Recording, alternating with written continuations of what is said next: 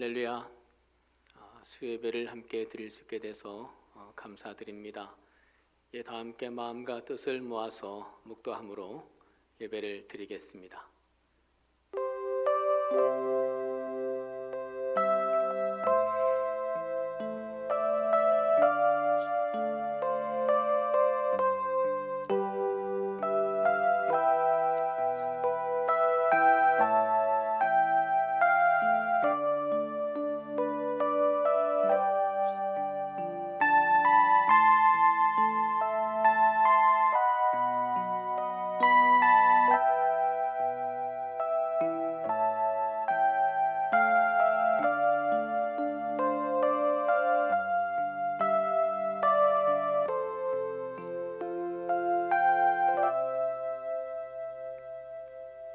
이스라엘아, 여호와를 바랄지어다. 여호와께서는 인자하심과 풍성한 속량이 있음이라. 아멘. 하나님, 우리 한길의 식구들이 이스라엘 백성들이 성전에 오르면서 찬양했던 시편 130편의 고백으로 당신을 찬송하며 예배드립니다. 우리 예배를 받아주시옵고 우리 안에 당신의 인자하심과 풍성한 속량이 있게 하여 주옵소서. 예수 그리스도의 이름으로 기도드리옵나이다. 아멘. 찬송가 324장 예수 나를 오라 하네 함께 찬양 드립니다.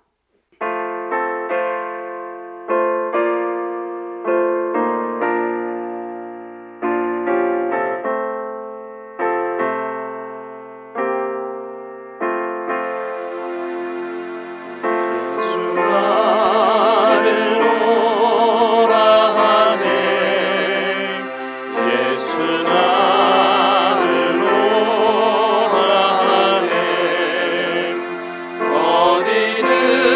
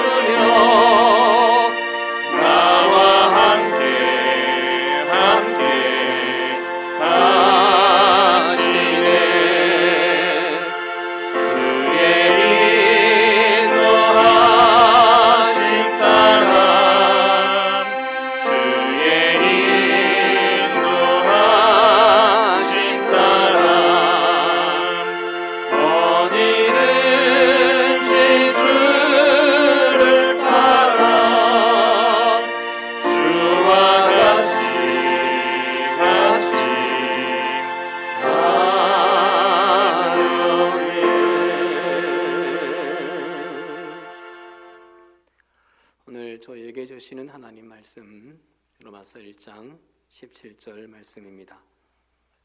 함께 저와 봉독하시겠습니다. 복음에는 하나님의 의가 나타나서 믿음으로 믿음에 이르게 하나니 기록된 바 오직 의인은 믿음으로 말미암아 살리라 함과 같으니라. 아멘. 할렐루야. 오늘은 17절 한 절의 말씀 기록된 바 오직 의인은 믿음으로 말미암아 살리라, 이 말씀을 잠시 묵상하려고 합니다. 이 말씀은 믿음으로 말미암아 의롭다함을 얻느니라, 이 말씀과는 조금 다른 말씀입니다. 오늘 봉독하신 로마서 1장의 이 말씀은 믿음으로 의롭게 된 사람들은 믿음으로 살아서 믿음으로 세상을 이긴다는 뜻의 말씀입니다. 도대체 믿음이 무엇이길래 그런 능력이 있는 걸까요? 믿음의 핵심이 무엇입니까? 두 가지로 말할 수 있습니다. 하나님은 전능하시다는 겁니다. 하나님은 못하실 게 없는 분이라는 겁니다. 천지를 창조하실 정도로 말입니다. 또 하나님은 우리를 사랑하신다는 겁니다. 전능하신 그 하나님이 우리를 사랑하시는데 우리를 위해 아들을 아끼지 않으실 정도로 예수 그리스도를 십자가에 못 박으실 정도로 우리를 사랑하신다는 겁니다. 믿음의 내용은 여러 가지 있을 수 있겠지만 이 두 가지가 핵심이지 않을까 생각합니다. 이 두 가지, 하나님은 전능하시다, 그리고 그 전능하신 하나님이 나를 사랑하신다. 이것을 믿으면 살아갈 힘을 얻습니다. 살아갈 용기가 생기고요, 살아갈 평안도 얻게 됩니다. 그래서 바울은 16절에서 이렇게 고백을 하죠. 내가 복음을 부끄러워하지 아니하노니. 이 복음은 모든 믿는 자에게 구원을 주시는 하나님의 능력이 됩니다. 과거에는 복음을 부끄러워했습니다. 그러나 지금은 그 복음을 부끄러워하지 않는다고 바울이 말합니다. 과거에는 예수 믿는 사람들을 이상하게 여겼습니다. 허나 지금은 자랑한다는 겁니다.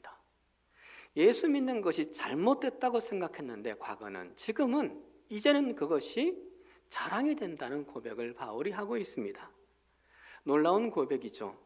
왜냐하면 당시 로마 제국은 당대 최고의 권력을 가진 로마 황제가 있었습니다. 그 황제가 신이었습니다.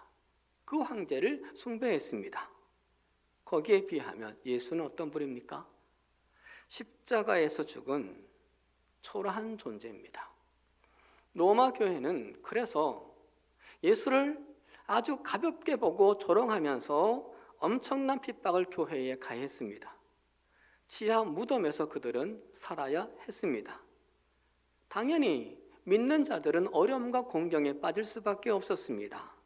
어리석은 자들이 믿는 것이라 하여서 세상 사람들이 기독교인들을 무시했습니다.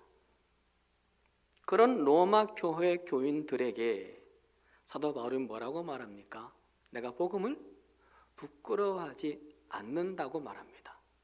다 복음을 무시하는데, 다 복음을 조롱하는데 바울은 당당하게도 나는 그 복음을 부끄러워하지 않는다는 고백을 합니다. 바울은 복음 때문에 빌립보에서 옥에 갇혔었습니다. 데살로니가에서 추방을 당했었습니다. 베레아에서 몰래 탈출을 해야만 했습니다. 아덴에서 조롱당했습니다. 헬라인에게 미련한 자 취급을 받았습니다. 유대인들에게는 배신자 취급을 받았습니다. 모두 다 복음 때문이었습니다. 예수 때문이었습니다. 그런데 바울은 뭐라고 말한다고요? 내가 복음을, 예수를 부끄러워하지 않는다고 말합니다. 왜 그랬을까요? 구원을 주시는 하나님의 능력을 믿었기 때문입니다. 분명히 말합니다. 나는 복음을 부끄러워하지 않는다. 왜? 복음은 구원을 주시는 능력이기 때문이라고요. 구원을 주시는 능력이 된다는 그 바울의 고백은 두 가지로 해석할 수 있습니다. 좁게 넓게. 좁게는요, 영적인 구원을 주시는 하나님의 능력이고, 조금 넓게는 뭡니까? 내 삶에, 우리 삶에서 구원을 주신 하나님의 능력입니다. 오늘 본문에 나오는 그 능력의 의미는 넓은 의미에서의 의미입니다. 왜냐하면 이 말씀이 처음에 기록된 하박국서를 보게 되면, 그 배경을 보게 되면 그런 뜻으로 설명을 했기 때문입니다. 유다가 망하기 직전에 하나님께서 유다를 심판하시겠다고 하십니다. 바벨론에 의해서 망하게 될 것이라고 예언을 구체적으로 하셨습니다. 그러자 하박국이 뭐라고 말하던가요? 우리가 아무리 죄를 지었다 하더라도, 아무리 죄를 지었다 하더라도 우리보다 더 악하고 우리보다 무도한 그 바벨론을 통해서 우리가 멸망을 당해야 하는 것이 하나님의 공의에 맞는 겁니까? 라고 묻습니다. 그렇게 우리를 심판하시는 것이 하나님의 정의에 합당한 겁니까? 라고 하나님께 항변을 합니다. 하나님을 섬기지도 않는 바벨론 사람들로 하나님을 믿는 유다를 심판하신다는 것, 이거 부당한 거 아닙니까? 악을 보지 못하시고 악을 참지 못하시는 당신께서 어떻게 힘으로 세상을 제압하려는 제국주의 바벨론을 통해서 우리가 망하게 하려는 겁니까? 라고 항의합니다. 그러자 하나님께서 하신 말씀이 바로 오늘 본문의 말씀이었습니다. 비록 더딜지라도 기다리라, 지체되지 않고 반드시 응하리라. 의인은 그의 믿음으로 말미암아 살리라. 더딜지라도 하나님을 믿고 기다려라. 늦지 않게 반드시 이루신다. 믿으면 반드시 그 믿는 자는 살게 된다 라고 말씀을 하십니다. 의인의 고난은요, 결코 오래가지 않고요, 악인의 형통도 결코 오래가지 않는 법이라고 말씀하십니다. 그러니 하나님을 믿고 기다려라. 믿는 자는 반드시 산다. 믿는 자는 반드시 이긴다 라는 말씀을 하고 계십니다. 그러니까 오늘 로마서 1장 17절의 본문의 말씀, 기록된 바 오직 의인은 믿음으로 말미암아 살리라 함과 같은 이라에 나오는 믿음은 우리가 죽어서 천국 갈 때만 쓰는 그 믿음이 아닙니다. 지금 내 현실의 이 삶 속에서, 이 세상 속에서도 구원을 주시는 믿음입니다. 영적인 구원을 주는 그런 하나님의 능력만이 아니라 우리 삶 속에서도 실제적으로 구원을 주시는 하나님의 능력이라고 말씀을 하십니다. 그 신뢰를 히브리서에서 기록을 해주고 있습니다. 히브리서 10장 38절 말씀에 나의 의인은 믿음으로 말미암아 살리라. 또한 뒤로 물러가면 내 마음이 그를 기뻐하지 아니하리라 하셨느니라. 믿음으로 말미암아 살 것이니 뒤로 물러서지 말라고 하십니다. 그건 내가 기뻐하지 않는다고 하십니다. 그리고 바로 그 뒤에 히브리서 11장이 나옵니다. 히브리서 11장은 무슨 장입니까? 성경에서 믿음장입니다. 어려움 앞에서, 환난 앞에서 믿음을 가지고 승리했던 사람들, 뒤로 물러나지 않고 살아갔던 그 사람들의 이야기들을 쭉 히브리서 11장에서 소개합니다. 그래서 히브리서 11장을 우리는 믿음의 장이라고 보면서 그 믿음의 사람들을 닮아가려고 하죠. 그 승리의 사람들을 닮아가려고 하죠. 여기에 나오는 모든 사람들은 모두 다 어렵고 힘든 현실을 믿음으로 이겨낸 사람들입니다. 믿음으로 살아낸 사람들, 믿음으로 감당한 사람들이었습니다. 특별히 저는 믿음으로 말미암아 살리라의 대표적인 사람으로 다윗을 얘기하고 싶습니다. 블레셋이 이스라엘을 침공했을 때 이스라엘은 두려워 떨었죠. 블레셋의 거인 장수 골리앗이 있었기 때문입니다. 그런데 그 골리앗을 겁내지 않은 단 한 사람이 있었습니다. 누굽니까? 왕이었던 사울이 아니었습니다. 왕자였던 요나단도 아니었습니다. 군인도 아니었습니다. 소년 다윗이었습니다. 다윗은 골리앗이 있다고 뒤로 물러나질 않았습니다. 믿는 구석이 있었기 때문이겠죠. 이스라엘 군사들 그리고 사울 왕에겐 없었던 그 무언가를 가지고 있었기 때문에, 믿는 구석이 있었기 때문에 물러나지 않았겠죠. 칼이었습니까? 창이었습니까? 아니면 갑옷이었습니까? 아니면 힘이었습니까? 모두 다 아니었습니다. 아무것도 없었습니다. 그럼 뭘 믿고 그렇게 두려워하지 않았고 숨지 않았습니까? 하나님에 대한 믿음이었습니다. 다윗이 이렇게 외치죠.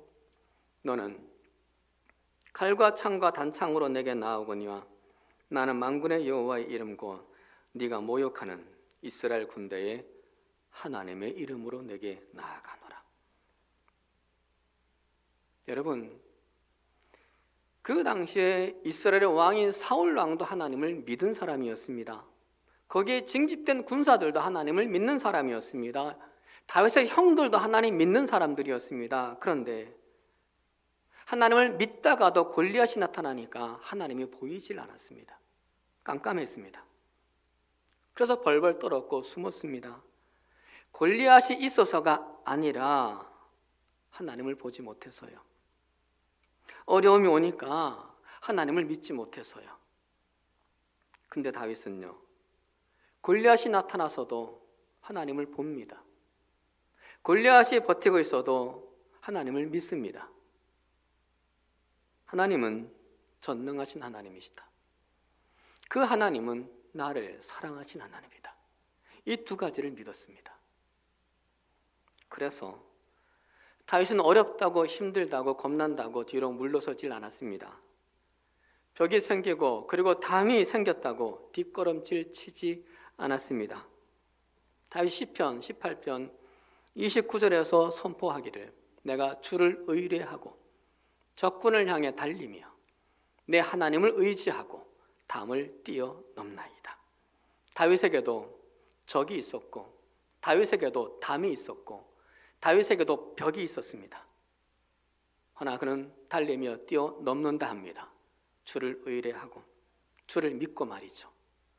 사랑하는 여러분, 우리가 소년 다윗처럼 작고 그리고 저 세상은 골리앗만큼 크다고 할지라도 하나님을 볼 수 있다라면 뛰어갈 수 있다는 겁니다.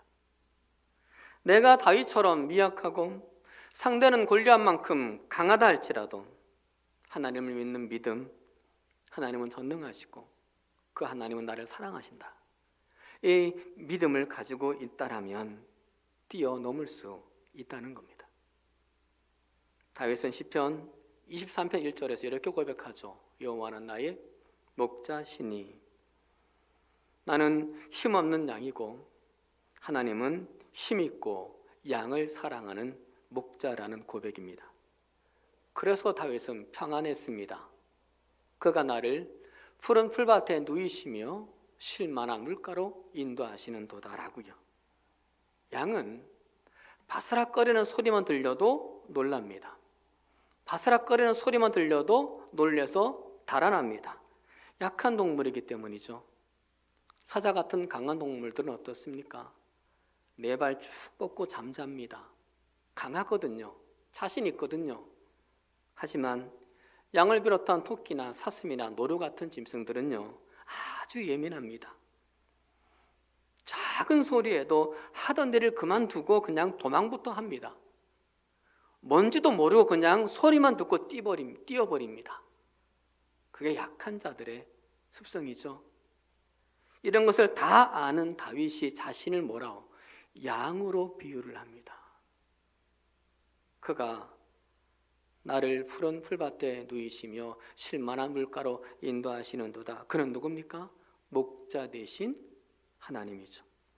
다윗은 자신이 양과 같은 존재지만, 세상의 작은 소리에도 두려워 떨 수밖에 없는 그런 존재지만, 세상의 사자 같은 자들에게 먹힐 수밖에 없는 그런 약한 자이지만, 능력 없지만 허나 목자이신 하나님을 믿기 때문에 평안하다는 겁니다. 푸른 풀밭에 눕기도 하고 신만한 물가에서 물을 마시기도 하고 평안한 모습으로 살 수가 있다는 겁니다. 왜요? 전능하신 하나님, 나를 사랑하신 하나님이 나를 지키시니까. 시편 3편 5절 6절에서 왕궁에서 맨발로 쫓겨가면서도 이런 고백을 했습니다. 내가 누워 자고 깨었으니 여호와께서 나를 붙드심이로다. 천만인이 나를 애워싸 진친다 하여도 나는 두려워하지 아니하리이다. 그 도망치면서 눕기도 하고 자기도 합니다. 왜요? 전능하신 하나님 믿었고 그 하나님이 나를 사랑하신다는 것을 믿고 하나님이 나를 붙드신다는 것을 믿고 누울 수 있었고 잘 수도 있었습니다. 그래서 그는 천만인이 나를 애워싸고 진친다 해도 두려워하지 않겠다고 고백하고 있습니다. 전능하신 하나님, 나를 사랑하신 하나님을 전적으로 믿었기 때문입니다. 나를 붙드심이로다 믿었기 때문입니다. 이것이 바로 의인은 믿음으로 산다라는 로마서 1장 17절 오늘 본문의 말씀을 가지고 살아가는 사람들의 모습인 겁니다. 다윗의 믿음은 그만큼 견고했던 겁니다. 사랑하는 여러분, 우리가 인생을 살아갈 때 필요한 것이 많습니다. 얼마나 우리에게 필요한 것이 많습니까? 건강도 필요하고요, 물질도 필요하고요, 권력도 필요하고요, 지식도 필요하고요, 그리고 명예도 필요하고요, 사람도 필요하고요, 그리고 스펙도 필요하고요. 필요한 것이 한두 가지가 아닙니다. 그러나 필요한 그 모든 것보다 가장 중요한 것은 뭐냐? 믿음입니다. 전능하신 하나님을 믿는 믿음, 그 전능하신 하나님이 나를 사랑하신다는 믿음, 그 믿음을 확고하게 가지는 것이 가장 필요합니다. 그 믿음이 없으면 권력을 가졌던 사울 왕도 떨었습니다. 그 믿음 없으면 무기를 가진 군사들도 숨었습니다. 그 믿음이 없으면 힘 좋은 다윗의 형들도 모두 다 겁먹었습니다. 믿음이 없으면 내가 가지고 있는 수많은 것들이 맥을 못 춘다는 겁니다. 힘든 일을 만날 때, 어려운 일을 만날 때, 장애물을 만날 때 믿음이 없으면 내게 그 어떤 것이 있다 하더라도 기가 죽으며 두려워 떨게 된다는 겁니다. 중세 가톨릭 교회는 예수님보다 교회의 권력과 재산을 자랑했었죠. 이런 유명한 일화가 있습니다. 교황 이노센트 4세가 신앙자 토마스 아퀴나스에게 화려한 바티칸을 보여주면서 자랑하듯이 말합니다. 더 이상 우리 교회는 은과 금은 내게 없거니와 라는 말을 할 필요가 없게 되었습니다 라고요. 그러자 아퀴나스가 이렇게 대답을 하죠. 맞습니다. 하지만 더 이상 교회는 나사렛 예수 그리스도 이름으로 걸어라 말할 능력도 잃어버렸습니다. 그래서 종교개혁이 불가피했던 겁니다. 그 종교개혁으로 탄생된 교회가 바로 우리 개신교며 우리가 다니는 이 교회인 겁니다. 사랑하는 여러분, 그렇다면 우리는 어떻게 해야 됩니까? 권력과 물질보다 나사렛 예수 그리스도를 믿는 믿음이 우리의 모든 것이 되어야 한다는 겁니다. 종교개혁자들이 목숨을 바치며 얻은 그 진리, 그것을 우리가 잃지 않고 살아가야 교회의 진정한 하나님의 능력이 임하고 그 교회를 다니는 성도들에게 참다운 믿음의 기쁨이 있는 법인 겁니다. 사랑하는 여러분, 저와 여러분, 그리고 우리 교회들이 나사렛 예수 그리스도의 이름으로 일어나 걸으라. 나사렛 예수 그리스도의 이름으로 살아라. 의인은 믿음으로 말미암아 살리라. 이 고백 모두 다 할 수 있기를 주님의 이름으로 간절히 축원합니다. 기도드리겠습니다. 하나님, 우리에게 많은 필요한 것들이 있습니다. 하지만 이 시간 기도합니다. 믿음을 주시옵소서. 이 믿음이 우리에게 가장 중요한 것임을 깨닫고 믿음을 구하는 우리가 되게 하여 주옵소서. 그래서 다윗처럼 골리앗 같은 세상 앞에서도 뒤로 물러나지 않고 뛰어가게 하시옵소서. 두렵고 힘든 세상 가운데서도 평안하게 하여 주시옵소서. 우리 모두 의인은 믿음으로 말미암아 살았노라. 믿음으로 말미암아 이겼노라. 간증하는 식구들이 다 되게 하여 주시옵소서. 예수 그리스도의 이름으로 간절히 기도드리옵나이다. 아멘. 찬송가 543장 어려운 일 당할 때 함께 찬양 드립니다.